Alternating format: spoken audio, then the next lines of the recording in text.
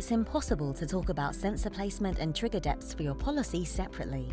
That's because every policy is all about what happens at the sensor.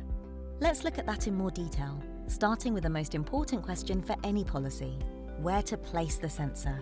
The best thing about the sensor is that you can choose where to place it. We have a simple way to remember where you can place your sensor. The sensor must be installed on the property identified in your statement of fact. That's a document that comes with every quote. It must be at or above ground level. It cannot be installed down a drain, stairway, or depression that leaves the bottom end below ground level.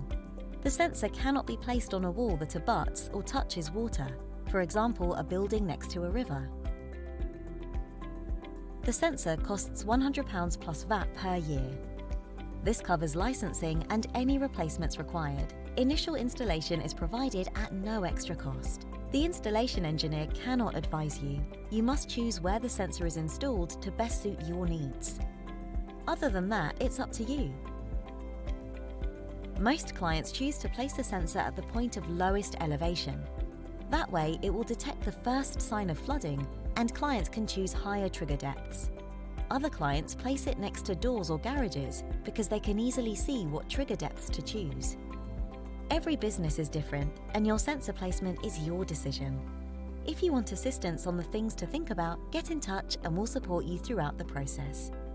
Now, let's look at the impact that sensor placement has on trigger depth selection. The most important thing to remember is the impact that sensor placement has on your depth. Placing the sensor lower down typically means you can choose a higher depth for your policy.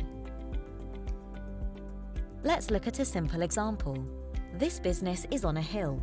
Having had a walk around the property, we have quickly established that the first point of loss will be the electrical outlets at roughly 0.4 meters from the internal floor height. On the west wall, the internal and external ground heights are roughly the same. The client could put the sensor there and choose a trigger depth of 0.4 meters. Great! When flooding happens up to that depth, they receive their payout. Let's look a little closer though. The client could put the sensor on the east wall. It's still above ground level and fits our place rules. Because the ground height is lower, the client can now choose a trigger depth of 1 meter. When flooding happens, the payout will still protect the electrical outlets.